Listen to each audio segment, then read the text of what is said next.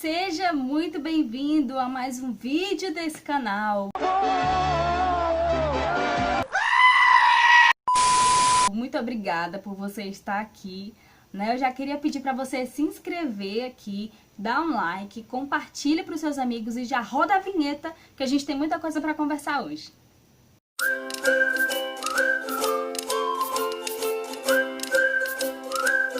Bem, eu me chamo Jade, tenho quase 22 anos, sou daqui de Fortaleza, aqui no Ceará. Tá um calor hoje, já é 26 de junho de 2020.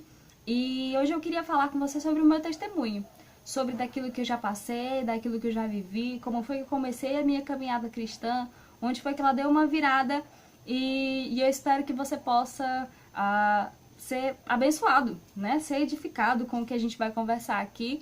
E se você gostou, já comenta aqui, né, embaixo, já comenta depois do vídeo. Não sai agora, se inscreve, clica em gostei, vai, compartilha para os seus amigos. Pode ser que alguém precise ouvir o que a gente vai falar hoje aqui. E eu espero que isso possa ajudar você de alguma maneira. Então, que Deus te abençoe.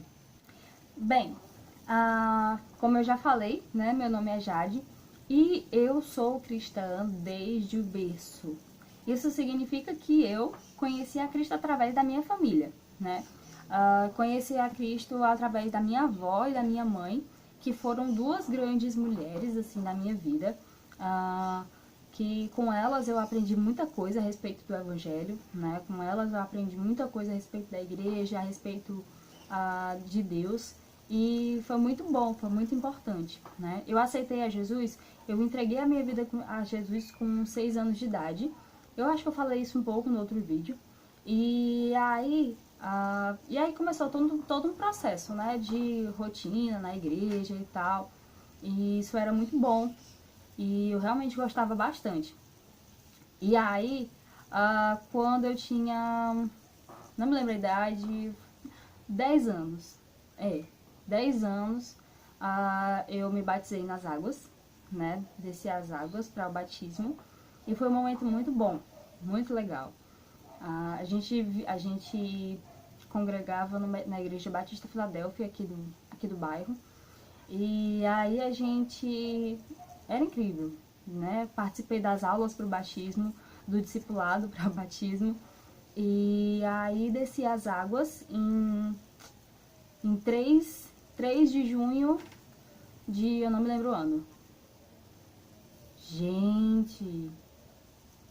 que ano foi? 10 anos, fazem 12 anos, 2008. 2008, isso, 2008. E aí, ok, né? E até então, tava tudo maravilhoso, né? Eu cria em Deus, né? Eu acreditava que Jesus havia morrido por mim, acreditava que Jesus tinha se sacrificado pelos meus pecados, né, que tinha ressuscitado ao terceiro dia, né, que hoje ele estava junto comigo, que acreditava no Espírito Santo, né, que o Espírito Santo habitava dentro de mim. E tudo bem, isso é maravilhoso, realmente. E como uma criança que nasceu dentro da igreja, eu acredito que, se você, né, vai concordar comigo, quando a gente passa pela adolescência e está dentro da igreja, muitas vezes a gente tem curiosidade para conhecer algumas coisas.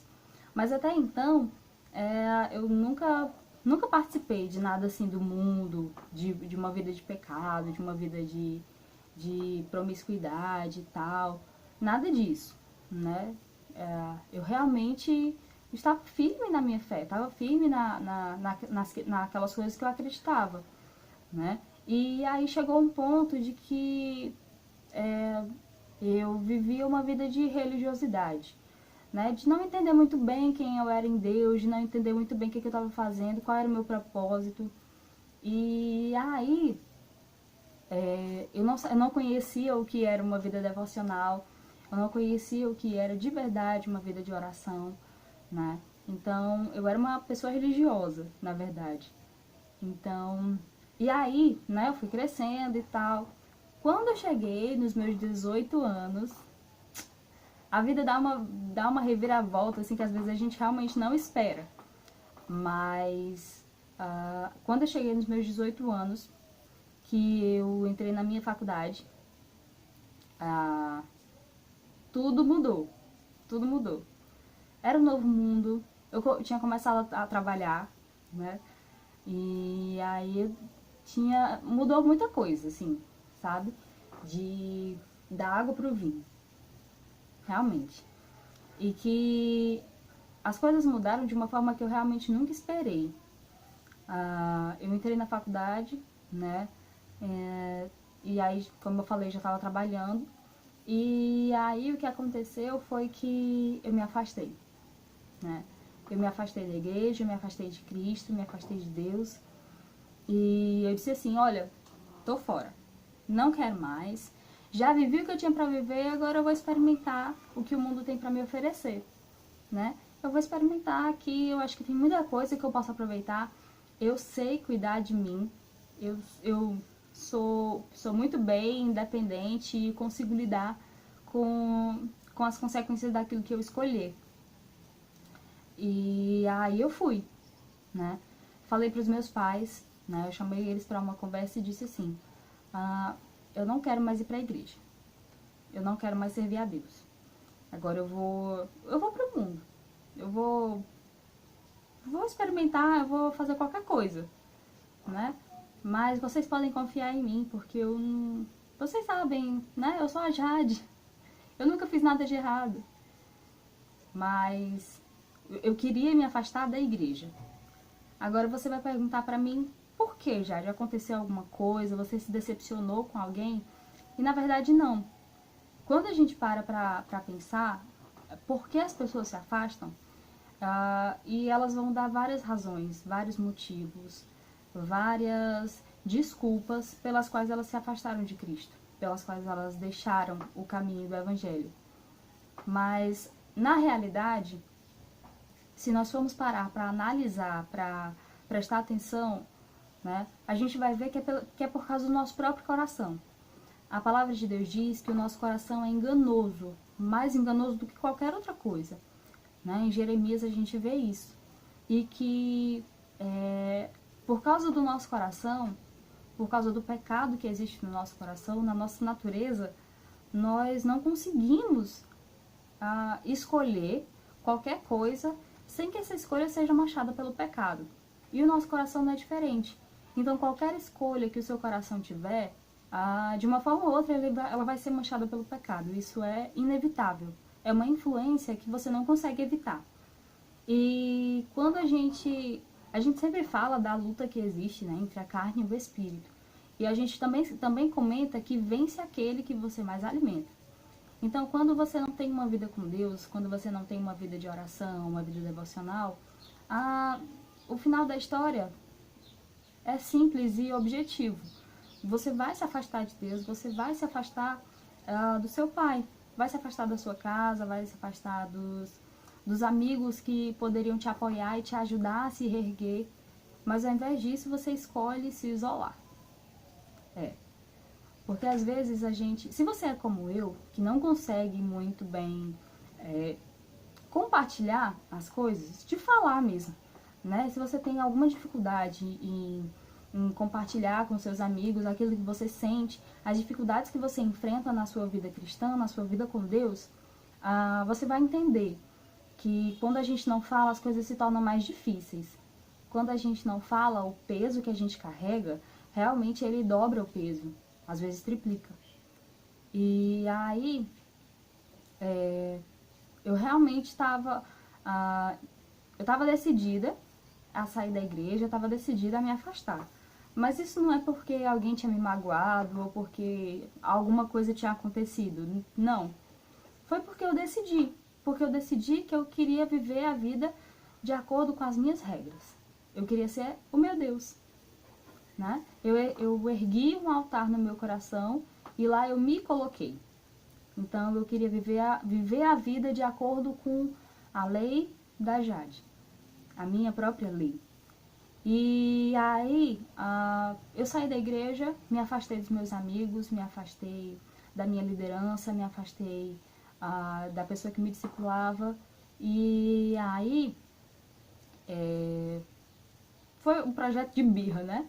Um projeto de garota birrenta. E aí eu saí e tava trabalhando, então tava tudo normal, né? Ainda não tinha sentido efeitos muito drásticos dessa mudança na vida que eu tava levando agora. Mas não ia durar muito tempo, né? Não ia durar muito tempo. Logo depois que eu saí, eu tava no trabalho e eu lembro muito bem disso, lembro muito bem. De que uma pessoa, eu tava atendendo uma pessoa, trabalhava num local com atendimento ao público, né? E aí eu tava atendendo uma pessoa e ele era cristão, né? E aí ele sentou e foi ler a Bíblia. Lá, né, ele estava sendo atendido, sentou, foi ler a Bíblia enquanto eu estava fazendo as coisas dele. E aí eu tava fazendo e aí ele chegou pra mim e disse assim, você conhece a Bíblia? Aí eu disse, conheço. E qual é o livro que você mais gosta? Aí eu disse, Ruth. Gosto do livro de Ruth. E eu realmente gostava do livro de Ruth, né? Gostava bastante, a história é maravilhosa. E aí ele leu pra mim uma passagem, né? E eu realmente não me lembro a referência agora, porque eu sou péssima de memorizar a referência, mas dizia que sempre existe um tempo para você voltar, né? Sempre existe chance para você voltar, melhor dizendo. E aí tudo bem, né? Aí ele, tudo bem, aí ele sentou e eu disse, eu falei, Deus, eu não quero. Deus, eu não quero, já falei, eu tô fora. Eu não quero relação com o Senhor, eu não quero relação com a igreja, eu não quero relação mais com ninguém. Eu tô bem assim, eu me basto, eu sou suficiente pra mim mesma. E nessa mentira, eu fui acreditando e cada vez mais afundando. Até que chegou um ponto em que eu participei de festas, eu participei de muitas coisas, assim, e comecei a levar uma vida realmente promíscua, né? Uma vida de namorados, uma vida de relações, uma vida de bebedeira, né? E uma vida de imoralidades. E isso realmente afunda você de uma forma que você nem mesmo imagina. Essa é uma vida que te leva para um abismo. Uma vida de pecado é uma vida que leva a gente para um abismo atrás do outro. O pecado, ele conduz à morte. Isso é inevitável, isso é uma verdade que você não pode refutar, que você não pode negar, né? E eu estava nessa vida, mas ainda relutante de pedir socorro. Ainda relutante de pedir ajuda ao meu Deus. Né? Eu não conseguia, não via, via aquilo como uma normalidade. Né? A vida que eu estava levando agora era a vida certa que eu tinha que levar. E eu acreditava realmente nisso. Mas essa não é a vida que a gente precisa levar. Essa não é. Esse nunca foi o plano de Deus. Isso nunca foi a forma como Deus gostaria e quer que nós vivamos, de jeito nenhum. A palavra de Deus diz que Ele tem planos de paz pra gente, né? Para que a gente viva muitos anos e seja feliz com isso. Então, quando a gente vive uma vida desregrada, uma vida de total depravação, né? Imerso numa situação de pecado e envolto no lamaçal, sabe? Daquela situação. E você não percebe que tá sujo. E aí tudo bem, né? Passei por essa situação e eu acho que por 1 ano e meio, mais ou menos, alguma coisa assim, 1 ano e meio, quase 2 anos eu estive fora da igreja. Acho que foi? Enfim, acho que foi isso. E aí, um dia, um domingo, eu me arrumei em casa, né, sem nenhuma pretensão. Sem nenhuma pretensão, me arrumei. E aí eu disse, vou pra igreja. vou pra igreja. Lá na igreja, eu sentei bem atrás, assim, bem atrás, sabe? Super envergonhada. Exatamente. E aí, eu sentei lá atrás, sentei do lado da pessoa que me discipulava. E aí tudo bem, né? O culto passou, foi passando. E sabe aquele culto que parece que fala com você do início ao fim? Desde a oração inicial à oração final. Os hinos da harpa, né? Que na época eu cantava, nos hinos da harpa eles falavam todos comigo. Eram hinos que eu amava de paixão, assim, né? E aí os hinos falaram, as músicas que os conjuntos estavam cantando, que os cantores iam lá na frente oferecer o seu louvor. A música falava no meu coração e dizia, olha, já chega, já chega, já basta. Você não viveu, você não foi criada para esse propósito, você não foi criada para viver segundo as suas regras. Você não foi criada para viver uma vida promíscua, para viver uma vida do jeito que você bem entender. Porque você não sabe o que é melhor para você. Porque você não sabe quais são os planos que eu tenho para você. Era isso que eu entendia naquele culto. E aí, quando o pastor perguntou se alguém queria se reconciliar, se alguém queria aceitar Jesus como seu salvador, aí eu olhei para a pessoa que estava do meu lado e disse, vamos comigo. Sem brincadeira, eu disse, vamos comigo. E aí ela me abraçou e foi, né, para me dar auxílio, para me dar força. E eu louvo a Deus porque houve chance para que eu voltasse. Sabe, como a parábola do filho pródigo. Que naquele dia eu era como aquele filho pródigo, que tinha decidido pegar tudo que o seu pai havia lhe dado, todos os seus talentos, todos os seus dons, todas as suas habilidades, e usar de forma vã, de uma forma que não agradava o seu pai. Hoje eu entendo, né, que a vida que muitas pessoas levam, que quando você decide sair da igreja, quando você decide se afastar de Deus, a vida que você quer levar não é uma vida boa, não é uma vida feliz. Porque essa vida te traz amargura, te traz angústia, te traz falta de paz, desesperança, tristezas, muitas tristezas. Gente, quando eu tava lá, quando eu tava no mundão, né, digamos assim, quando eu tava afastada, quando eu tava desviada, eu posso comprovar pra você, eu posso dizer pra você que não só eu sofri, mas muitas pessoas sofreram por me ver naquele estado. Por me ver no estado em que eu não estava cumprindo o propósito pelo qual eu fui criada. Né? Eu não estava cumprindo as ordens que me trariam vida. Né? Eu estava seguindo ordens que me trariam morte e eu não estava enxergando isso. O pecado, ele faz isso com a gente. Ele nos engana, ele nos envolve numa rede, numa teia de enganos, de mentiras e nos cega. Ele nos cega e realmente corta, sabe? Ata as nossas mãos, ata os nossos pés, para que a gente não consiga se mover, para que a gente não consiga sair daquele lugar. E por nós mesmos a gente realmente não consegue. Se você for tentar sair de uma vida desconcertada, de uma vida de angústia, de uma vida de pecado, por você mesmo, pelas suas próprias forças, eu sinto muito te dizer isso, mas você não vai conseguir. Você não vai ser capaz. Porque a força que você precisa não está em você. A força que você precisa está fora de você. A verdade que você precisa ouvir não é aquela que você escuta dos seus amigos na mesa de bar. A verdade que você precisa ouvir, os conselhos que você precisa ouvir não são aqueles que te levam às escondidas e que te amam e te amam às escondidas e que, sabe, que te maltratam, que te machucam. Mas a verdade que você precisa ouvir é a verdade da cruz, é a verdade de Cristo.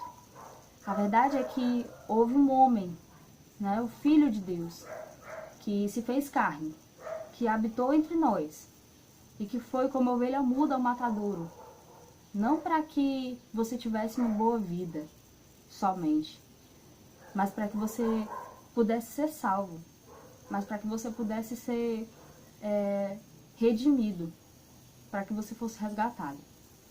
E como o filho pródigo, né, que voltou para casa, né, que o seu pai o abraçou, que o seu pai restaurou a vida dele, para que nós sejamos assim também, né? E se você está nessa situação, o meu conselho hoje de uma amiga, de uma irmã em Cristo, de alguém que já passou por essa situação, não tenha medo de voltar. Não tenha medo. Eu sei que às vezes a gente sente como se não tivesse mais saída. A gente sente como se não existisse mais chance de perdão. Não houvesse mais nenhuma forma de Deus olhar para você e dizer que existe outra saída. Mas isso ainda é o pecado que diz para você. O pecado diz para você que você não tem jeito. O pecado diz para você que voltar de jeito nenhum. Quem é que vai te aceitar? Os teus amigos eles vão olhar para você e sentir nojo de você. Os teus amigos, eles vão olhar para você e dizer: eu não te conheço. E era exatamente assim que eu me sentia.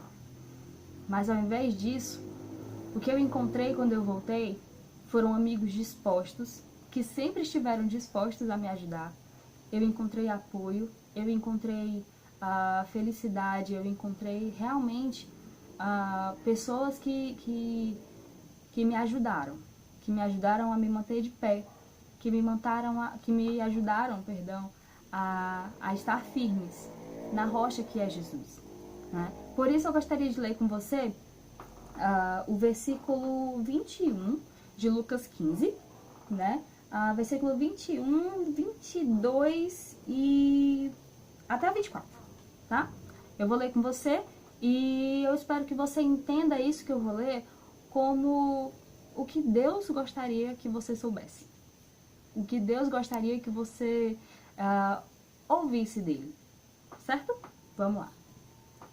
E o filho lhe disse: pequei, pai, pequei contra o céu e diante de ti.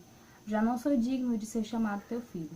O pai, porém, disse a seus servos: trazei depressa a melhor roupa, vestiu, ponde-lhe um anel no dedo e sandálias nos pés. Trazei também e matai o novilho cevado, comamos e regozijemo-nos, porque este meu filho estava morto e reviveu, estava perdido e foi achado. E começaram a regozijar-se. Então, a palavra de Deus, nós concordamos aqui que essa palavra ela é fiel e verdadeira. Ela é maravilhosa e ela não erra, nunca. Por isso eu gostaria muito de te convidar se você realmente se você não voltou para Cristo, se você também nunca viveu essa situação, né, de se afastar, né, de ir para o mundão, de viver uma vida de pecado, eu gostaria de convidar você que nunca viveu isso a orar pelos seus amigos que estão nessa situação, a orar para aqueles que você conhece, que se afastaram de Deus algum dia, e para que eles voltem, né? Para que o Espírito Santo possa abrir os olhos, possa tirar a venda dos olhos deles e possa trazê-los de volta, né? E que você, que está nessa situação, que decidiu se afastar da igreja, que talvez você tenha se decepcionado com alguém, talvez você tenha acontecido alguma coisa realmente horrível que fez você desacreditar dos seus irmãos em Cristo ou da sua própria fé. O que eu quero te dizer hoje é que existe um Deus, criador de tudo, inclusive que criou você e que mandou o seu filho para que você fosse redimido. E isso é superior, isso é muito maior do que você mesmo. Isso é muito maior do que as ofensas que a gente sofre, isso é muito maior do que as angústias que a gente vive dentro da igreja. Porque nós convivemos com pessoas e as pessoas certamente vão nos decepcionar. Mas nós precisamos olhar para Cristo. Nós precisamos olhar para a cruz do Calvário. E lembrar que nela houve um homem que morreu para que os meus pecados fossem perdoados. Para que eu fosse resgatada. e olhar para o futuro, para ver, para vislumbrar a glória que Ele preparou para os seus santos. Isso, essa glória, essa majestade, essa presença na eternidade é superior, é muito maior do que qualquer pecado que você tenha cometido. Por isso, Deus está chamando você. Por isso, Deus clama para que você volte, para que você retorne, para que você saia do caminho que você está, em direção ao abismo, para que Ele te dê uma nova vida, para que Ele te dê novas vestes, para que Ele te dê novas sandálias, para que Ele te dê uma nova caminhada. Essa oportunidade está disponível para você. Então, que você possa se colocar diante de Deus e que você possa realmente acreditar que você pode sim viver uma nova vida. Se você se entregar a Deus, se você entregar a sua vida, os seus caminhos, os seus planos e os seus propósitos. E não viver mais de acordo com as suas leis. E viver de acordo com a palavra de Deus. Então, pessoal, é isso, né? Eu espero que você tenha gostado do vídeo de hoje. Essa é só um pouquinho da minha história.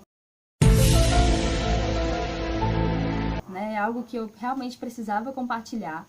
Que eu acredito que muitas pessoas vivem essa situação, né? E talvez você se imagine sozinho nisso, ou que realmente não existe saída para você. Mas como eu já falei, hoje é mais um dia que o Senhor permitiu, né? Se você está vivo, você tem a possibilidade de se voltar para Deus.